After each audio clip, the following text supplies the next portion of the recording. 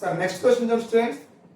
Let alpha comma beta be the roots of the equation x square plus 20 power 1 by 4 into x plus 5 power 1 by 2 equal to 0. Then find the value of alpha power 8 plus beta power 8 కనుక్కోమన్నాడు. చూడండి, given quadratic equation ఎంత ఇచ్చాడు? x square plus 20 power 1 by 4x plus 5 power 1 by 2. So ఇలా ఇచ్చాడు. x square coefficient ని ఎప్పుడు ఏగా తీసుకుందాం, x coefficient b constant ని c అనుకుంటే ఈ క్వాడ్రాటిక్ ఈక్వేషన్ కి ఆల్ఫా బీటా రూట్స్ అన్నాడు కాబట్టి sum of the roots product of the roots రాద్దాం. సమ్ ఆఫ్ ద రూట్స్ అంటే minus B by A, minus B అంటే 20 పవర్ 1 బై 4 బై ఏ అంటే 1 కదా. సో డివైడెడ్ బై 1 రాసిన రాయిపోయినా ఏం కాదు. ప్రొడక్ట్ ఆఫ్ ద రూట్స్ అంటే C by A formula. So C అంటే 5 power 1 by 2 by A, A అంటే 1 కాబట్టి 5 పవర్ 1 బై 2. ఇది ఆల్ఫా ప్లస్ బీటా, ఇది ఆల్ఫా బీటా వాల్యూ. ఇప్పుడు మనకి ఏం కావాలి? Alpha power 8 plus beta power 8. Direct గా alpha power 8 beta power 8 formula లేదు. కాకపోతే నేను ఏం అనుకుంటా వస్తున్నానంటే first alpha square plus beta square find out చేస్తాం. Alpha plus beta, alpha beta తీసుకొని ఇది కనుక్కుందాం. ఏంటి formula? Alpha square plus beta square అంటే alpha plus beta whole square minus 2 alpha beta. Alpha plus beta అంటే మైనస్ 20 పవర్ 1 బై 4. ఇది alpha plus beta value whole square ఉంది. Minus 2 into alpha beta అంటే power 1 by 2. So ఈ 2 అనేది 2 times cancel అయిపోయింది. Minus 20 power 1 by 2. Power లో 1 by 2 ఉందంటే route 20 అని రాయొచ్చు. పవర్ 1 బై 2 అంటే స్క్వేర్ రూట్ రాయొచ్చు. మైనస్ 2 ఇంటూ 5 పవర్ 1 బై 2 అంటే రూట్ 5. మైనస్ 20 అంటే 4 ఇంటూ 5 కదా. సో 4 రూట్ 4 ఇంటూ 2 కాబట్టి 2 రూట్ 5. So minus 2 root 5. ఇక్కడ చూడండి, మైనస్ కి పవర్ 2 ఉన్నప్పుడు ఇది పాజిటివ్ అయిపోతుంది. మైనస్ కి పవర్ ఈవెన్ నెంబర్ అంటే ప్లస్ అయిపోతుంది. సో 2 రూట్ 5 2 రూట్ 5 క్యాన్సిల్ అయిపోతే alpha square plus beta square equal to 0. అంటే alpha plus beta, alpha beta తీసుకొని alpha square plus beta square కనుక్కున్నాం. ఇప్పుడు ఈ వాల్యూస్ ఉపయోగించుకొని alpha power 4 plus beta power 4 కనుక్కుంటున్నా. ఆల్ఫా పవర్ 4 ని ఆల్ఫా స్క్వేర్ హోల్ స్క్వేర్ అని రాయొచ్చు. బీటా పవర్ 4 ని బీటా స్క్వేర్ హోల్ స్క్వేర్ అని రాయొచ్చు. చూడండి, బ్రాకెట్ లోని alpha square A, beta square B అనుకుంటే A square plus B square లాగుంది. ఇట్లా A square plus B square అంటే A plus B whole square minus 2ab లాగా రాయొచ్చు కదా. ఇక్కడ ఏ అంటే ఆల్ఫా స్క్వేర్, బి అంటే beta square. So alpha square whole square beta square whole square ఏమని రాయొచ్చు అంటే alpha square plus beta square whole square minus 2 alpha square beta square అని రాయొచ్చు. Alpha square plus beta square value already కనుక్కున్నాం కదా, ఎంత? 0. So దీని value 0 minus 2 into alpha square into beta square అంటే ఆల్ఫా బీటా హోల్ స్క్వేర్. ఇది ఇక్కడ మనకు వచ్చింది ఆల్ఫా బీటా. ఆల్ఫా బీటా అంటే ఎంత? 5 power 1 by 2 whole square. Square కి రూట్ కి క్యాన్సిల్ అయిపోయింది. That equal to minus 2 into 5 అంటే 10. అంటే alpha power 4 plus beta power 4 value minus 10. ఇప్పుడు మనకి ఫైనల్ గా ఏం కావాలి? Alpha power 8 plus beta power 8 కావాలి. మనకి వాల్యూ ఏం కావాలి? ఇది ఫైనల్ కావాల్సింది. ఆల్ఫా పవర్ 8 ని ఆల్ఫా పవర్ 4 హోల్ స్క్వేర్ గా రాయండి. బీటా పవర్ 8 ని బీటా పవర్ 4 హోల్ స్క్వేర్ గా రాయండి.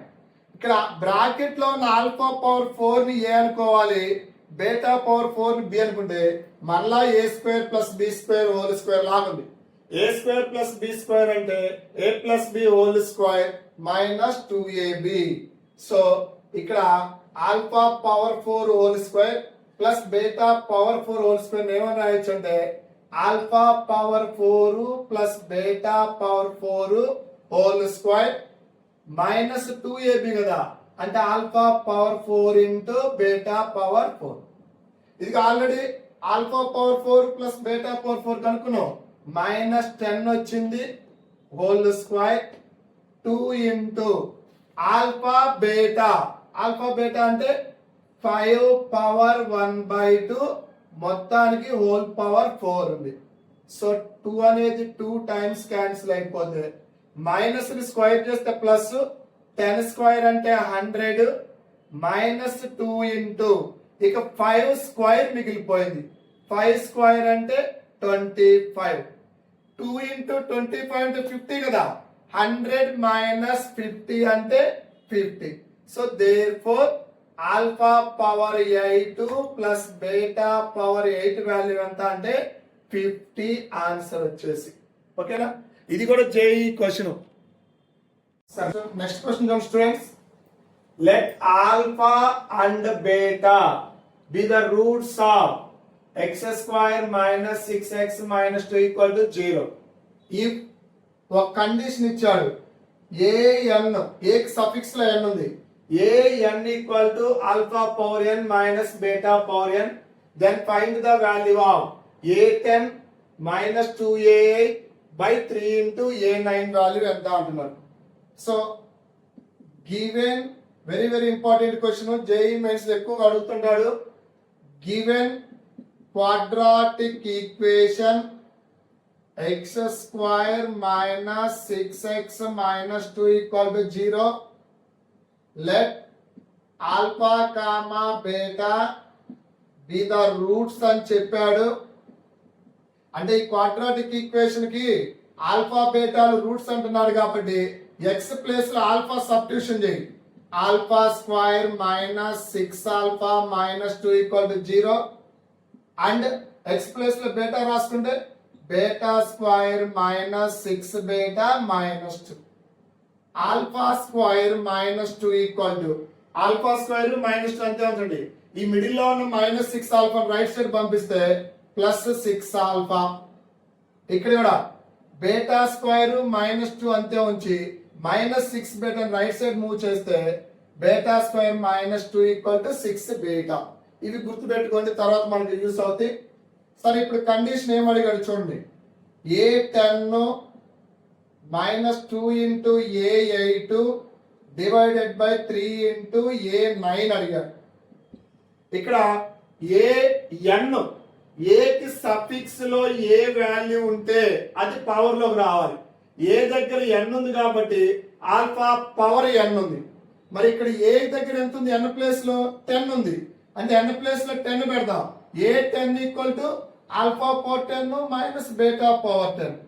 Alpha power 10 minus beta power 10 minus 2 into మరలా a8, ఈసారి n ప్లేస్ లో 8 రాయండి. Alpha power 8 minus beta power 8 divided by 3 into a9 అంటే alpha power 9 minus beta power 9.